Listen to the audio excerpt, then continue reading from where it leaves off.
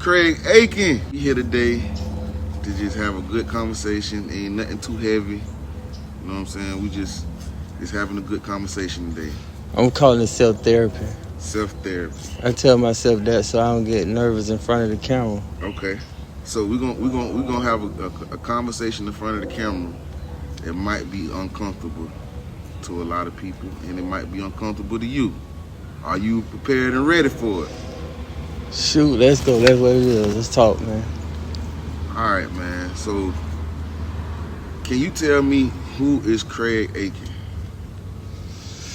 Man, Craig Aiken he basically just like you, man. Craig Aiken he's a father, he's a husband, he's a friend, he's a cousin. You know, I was raised with a mother and a father in the household. They spoiled me, spoiled us with everything, bought me everything, and, had a sister and a brother, you know what I mean? Grew up in life, like, wanting my own things, you know what I mean? So I tried a lot of things to get it, Everybody know me. My daughter got kidnapped, Kamiyah. I'm Kamiyah daddy. That's what they label me at. That's my name to everybody else. Oh, you Kamiyah daddy. Yeah, that's me. But I've been going through some rough times these last couple of years. My son just got killed, and my mama passed. And that been kind of rough on me, trying to stay afloat, trying to stay healthy, and trying to stay, focus on life to, continue to take care of my family. But basically, I'm just like everyone else, I'm human. I'm like your uncle, your granddaddy, your brother. Don't drink, don't go out really, I'm just a laid-back type of guy that just want to take care of my family. So you got a book called Self-Therapy. Can you explain the book? Like, what is the book about? Like, when you say self-therapy, what you meant by self-therapy? Self-therapy is something that I came up with when I was going through, when my daughter Kamiyah was kidnapped 20 years ago. Self-therapy to myself came about when I couldn't get nobody to help me when I was trying to find my daughter. The police, had thought I had something to do with it. So for 20 years, I had been ducking and dodging the world until my daughter came back and the world realized I had nothing to do with it. But through that whole 20 years, I was going through so much. Only one I had was myself.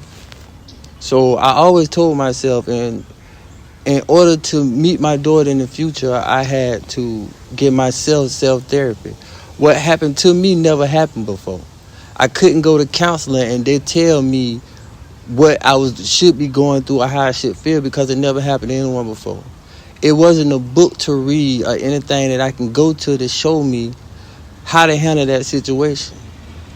So through that situation, I gave myself self-therapy. I told myself how I should be or how to act to get through that situation of my daughter being kidnapped and the world turning against me. Right, because you're saying that nobody ever been through that. So how could somebody tell you how to feel or go through a situation that they never, never experienced? Exactly. So it was left you difficult to cope with other people because they don't know.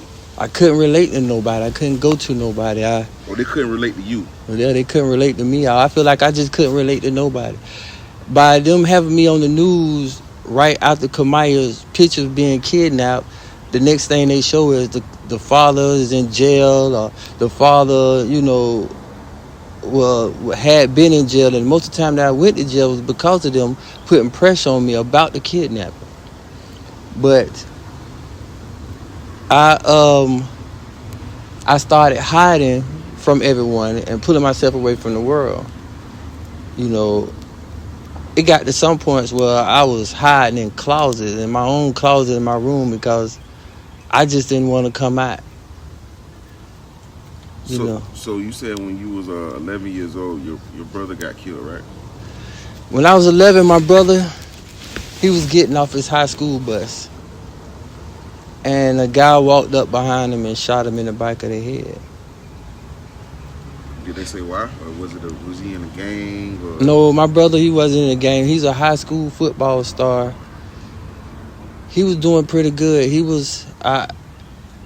I worship my brother. You know, he's my oldest brother, and that took a lot from me when he passed. That made me the oldest in the household as the boys, and that really kind of changed my life because my mom was one of them type of people, like when one fight, both got to fight. So I had to start protecting my brother and my sister, you know. It made me a good fighter, but it made me an angry person. I think that's when it all started for me. So you said years later, you know, you're 16 years old, you catch a gun charge, and you end up going to jail. Well, before I caught the gun charge, it was like my brother's so-called friends and stuff like that, they tried to help me out to keep money in my pocket. And around this time in the 80s, drugs had just came out. So, you know, a lot of people gave me drugs and stuff like that and put me on. I started selling. I didn't start selling because my parents wasn't giving me what I wanted. I started selling because one of the things my mama told me, that God blessed the man with his own. So I just wanted my own money. And it kind of started off like for fun at first. Then it became a habit. Years later, I'm thinking I need a gun to protect me. Or my brother, he had got into an argument at the high school, and I was suspended. And I took the gun up to the school to shoot the people that jumped my brother. But luckily teachers was there and they stopped me, arrested me on the sidewalk. And that's when I went to jail. From that one felony, when I went to jail, I became a felony for life. And I don't know what young people understand what that means. That means they gonna block you for everything you need. By signing that paper just to get out, that felony paper just to come home, they're going to take your whole life from you from that one day. Man, so you done told me a lot so far. You done told me how you know, at 16 you went to jail. So then after that, you know, you growing up in what neighborhood you growing up in at this time? Like where you at this time? Like at 16, what neighborhood were you? Around 16, I was growing up in Kid Night. Okay. You know what I'm saying? My mama, she was trying to get us away from Lackawanna. She thought maybe moving to Kid Night would make things different for, you know, me and my brother and stuff like that, to keep us out of trouble. And which it was, to me, it was a better neighborhood, you know what I'm saying? Once we moved over here, you know, it was easy to get friends and stuff like that, but... So you've been in Kid Night pretty much your whole life? Basically. Okay. Basically. So you met friends, you in a new neighborhood, and... I have watched this neighborhood transform, man. I have seen it change a whole lot, from the people around here to, you know, the housing structures and paintings and stuff like that. From stores opening and closing and things like that. You know, I have been around here for a while. I love my community and the people around here. Some of us tight just like the buildings is, you know what I'm saying? So back in the day, I remember they used to have like the Hunnit Dripper lady in the neighborhood. Man, she still hears some of the sweetest Hunnit Drippers it is, man. I'm talking about, I still eat those Hunnit Drippers. Man, the Hunnit Dripper's a thing now. They say they sell them for $15 now. $15, but they better not find out this lady around the corner for 50 cents. I'm talking about the best Hunnit Drippers ever for the 50 cents. See, that's what type of neighborhood we have, you know what I'm saying? We also have storehouses and all that stuff, especially when these corner stores have made things so unaffordable for these little kids, you know what I'm saying? They move out all the mom and pop stores and move in these different nationalities to charge us more money for small bags of chips. Like, you can't give a child $1 anymore to go to the corner store. You know what I'm saying? They need at least about $5 a piece to get into that corner store, man. But Other than that, we got most of everything we need in the neighborhood. You know, we got the clothing man, the shoe man, the ice cream man, the honey dripper lady, the storehouse lady, the storehouse man. You know, we our own little community out here. Right, and it sits on the waterfront. The water sits behind this property, right? Yeah. That's basically why them folks want this part of our area, because of that water back there. Anywhere you can have in the area where you can survive off the land, you know, and not pay taxes for it, they want that, you know. And this Kid Night is mostly black owned, you know what I mean? So, and everything around us, they basically tearing down and building up for other people, because the stuff that they building right now, we couldn't afford it. So, you know, they try to move us out to move us into unaffordable places, like, you know, eventually we will be homeless at. So nowadays we fight for our little area, our little territory, our little housing that we pay for or we own, you know. But that lake, that Trout River, is property of the city. Because when you say own, like you actually own your house, like this is not like an income base, or you not on Section 8 or nothing like that. No, I own both of my houses, you know what I'm saying? One was from my mother and one I bought offhand, you know.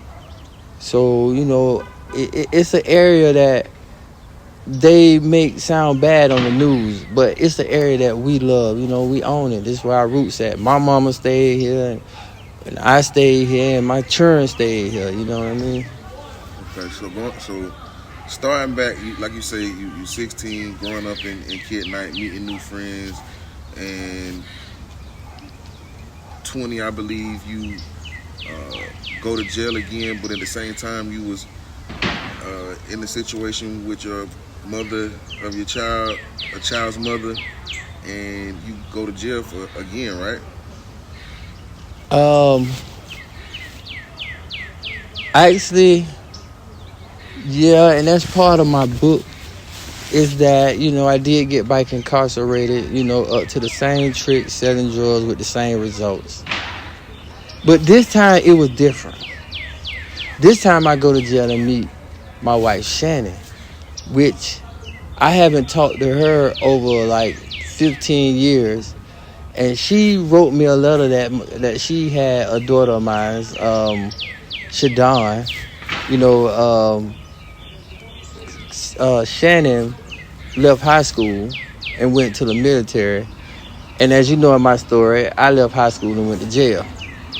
But she wrote me while I was in jail and told me that she had my daughter Shadon, and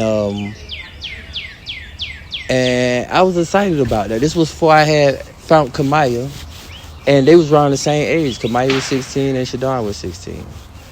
And a lot of people don't realize too, having Shadon come back to my life 16 years later, it helped me to prepare for Kamiyah. You know what I'm saying? It made it easier for me to transition or to know what Kamiyah was going through, because I had to go through the same thing with Shadon, and we have a wonderful relationship right now. But, you know, Shannon wrote me, and, you know, I did my little time. She rode out with me while I was doing my time. I got out, and we've been together ever since. And since I've been with her, life has been different. Like, Shannon gave me a reason not to want to sell drugs or not to want to go back to jail. You know what I mean? Now it's been over 10 years since I've been in jail, almost 15 years since I haven't been in jail. You know. That's perfect. And that's from dealing with my wife, you know what I'm saying? Without having somebody on your side, or somebody that misses you or love you, you know what I'm saying? That's what slowed me down, really. Okay. So you meet Shannon, life going good, and you did mention your daughter being kidnapped. When your daughter get kidnapped, what headspace were you at during that time? Like, Well, when Kamiyah came back, it was a struggle between her and her mama, you know, that had me in the middle of it, you know. One telling me mama don't understand, and daughter telling me daughter don't understand. and had to pick and choose what side I'll be on. So I tried to stay neutral. You know, trying to fix that relationship put a lot of stress on me too, because I'm fighting for their feelings when I have to put mine to the side.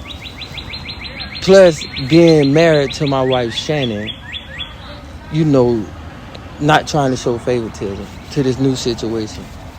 So when Kamiyah came back, it was a good and, you know, bad thing, you know, type situation. You done been through a lot of different challenges.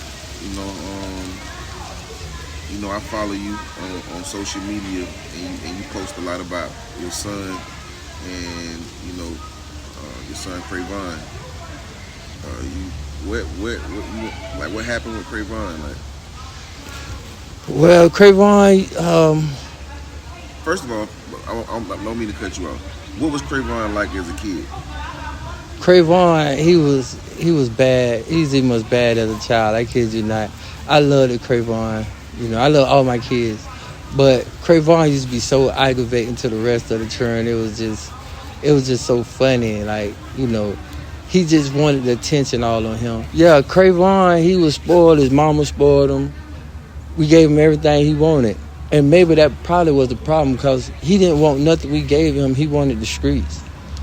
Craven was so hood, man. He was so street, man. He made me look soft. You know, he wanted his own money. He reminded me a lot of me, but 3 times me. But Craven got out here and lived his life. Like, no matter how much I tried to change his life, Craven was living his own life. He did what he wanted to do. And once he got grown, I let him make them decisions on his own. But I used to always tell Craven, like, never trust nobody. I mean, like, they believe the people on YouTube and they believe their own parents. You know what I mean? But me and Craven had been through a lot of things. I'm just glad as he got older and before he died, we fixed a lot of that stuff. We became real close. I was starting to understand him. He was understanding me, you know. He, as much things that he did in the street, you know, he never disrespected me. You know what I'm saying? We never got that far, you know what I'm saying, with each other. But that's still something that I'm trying to recover right now. And I know it's hard on his mother because we're still going to court for it. But the fucked up part about it is, it's not just 1 and 2 lives that died that night. The boy also killed my son. His life is gone. He's gone to prison for the rest of his life. I'm just saying he kept what he did away from me, and I did the best I could to raise him. Nevertheless, I loved my son, and when he passed, it took a lot from me. You know what I'm saying? It's just another battle that I'm going to have to fight. Positive is that I found my daughter. I'm married now. My kids love me, and they happy. I have 14 grandbabies that love their granddaddy. You know what I'm saying? Life, it's still rough for me a little bit now because I'm going through other situations I can't yet talk about right now, but it's like I'm glad to be alive, you know. I don't regret nothing I went through because it made me a better man today. If I wouldn't have went through all those things that I went through, I wouldn't be having this interview with you today. I wouldn't have my wife. I wouldn't have found Kamiyah. I wouldn't have found Shadon. So I don't think by me going to jail is a coincidence. It made me a better person. Basically, you've been going through a lot so far, man, and now here we are today. Just recently, I seen that you went viral on a post with you and T.K Waters on Duval promo. Can you explain what happened that day, man? Like, because right now people, you know, got First off, I gotta say this right here. First off, I'm not promoting drug dealing or drug selling. Nobody around here raising their kids up to sell drugs. What I was just trying to get to the sheriff, that the same thing he was doing for that one person that day, it's 100 people need that same thing. I was trying to get to the sheriff that he didn't need all that police presence to try to help our community. You know, I'm not saying I'm a drug dealer or anything like that, or I promote drugs. I just need to get that straight. I'm not knocking what the sheriff was doing around here that day. I'm not not judging him or anything. You know, if he was doing what he said he was doing, that's good. But I was just trying to let him know some of the things in the community. If he really wanted to help the community, this what we need. You know what I'm saying? That's what that was. I like I say, I wasn't trying to go viral. I wasn't, you know what I'm saying? I was just trying to speak up for the community that I live in. That's it. Yeah, because you've been around here for a long time and you done seen all activities go around. And see, it's not like I got anything against the police officer either. Like, I have done food drives and clothing drives with polices and stuff like that. Right. I have had polices in my videos and everything like that, you know. So it's not that I have anything against the police. I'm just trying to tell them that we want to know the people that so-called patrol us. I feel like they should get to know the community, or the kids, or the parents, or the people that own houses in the community. If I feel like they should ask us what we need instead of telling us what we need. You know, I like I say, it's like nothing against the police. Because a lot of people, I think they took the birthdays, when you were speaking on the birthdays and the food stamps, they took that out of context. What did you mean by the birthdays? I meant, when I said that, it was about knowing the community. Like, I didn't mean direct as every kid birthday, which I know most of them around here because they come to me every time it's their birthday. But it was about knowing the community. I mean, if you patrolling something every day, you should know the people that you patrolling. You know, like, we just like everyone else. And I just want them to know that. I'm going to say back to this right here. It's like, it's nothing against the police officer directly. You know what I'm saying? All polices ain't bad, even though I don't agree with every tactic that they take. It was nothing directly at him. I wasn't, you know, it could have been any sheriff. You know what I'm saying? It wasn't nothing directly at T.K. Waters. You know, I didn't want him to take it personal. You know what I'm saying? I just, the way I talk, you know, especially when it's something that I believe in, I put a lot of emotions into it. You know, to me, I looked at it as two men having a conversation. You know, I believe that just because two people disagree, that don't make them enemies, that make us unique. So I felt like we just had a conversation together, but, you know, it might have seemed like I was mad or something, but where I come from, we just real aggressive when we talk about our feelings and what we believe in. A lot of people I seen in the comments, because, you know, I went through the YouTube comments, I went through the Shame on you, I'm glad I didn't. Duval promo comments. You know, I read the comments. So I seen some people say that you did more talking than listening. You know, do you feel like you gave him a fair chance to explain what he was doing? See, I believe like a lot of that stuff was for performance, because the question that I was trying to get, he never answered. I was trying to give him a chance to answer the question. I really wanted an answer about, and my question was, what can they do?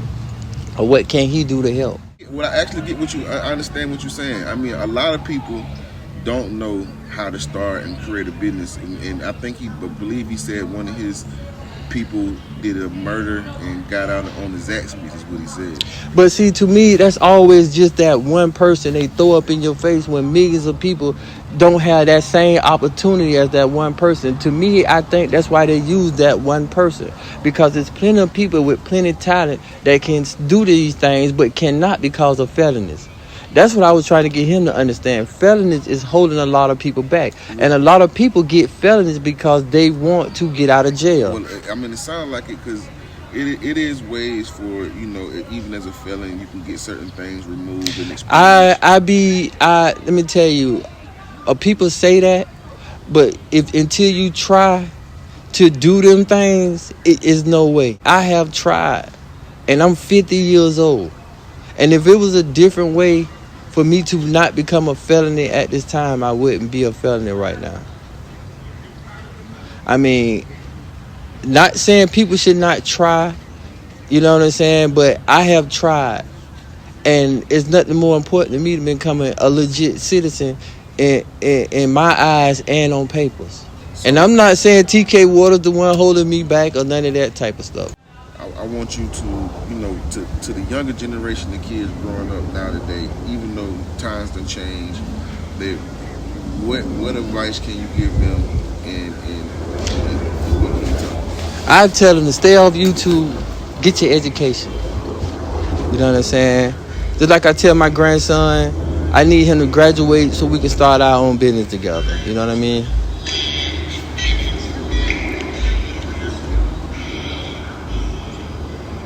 I would tell them to get their education. Listen to your parents. Your best friend should be your parents, not somebody in the street. You know what I mean? And cherish every day. And strive to be the best. I don't want people to look up to me or be like me. I want this next generation to be better than me. Craig, I appreciate you giving me this interview, man. It's been nice talking to you, man. Any shout outs, anything you want to say before we cut this camera off? I just want to say I love my people. I appreciate the listens. Make sure y'all go on Amazon, get my book, Self-Therapy, my video on YouTube, Self-Therapy. The audio book is on Amazon, Self-Therapy. And much love and respect.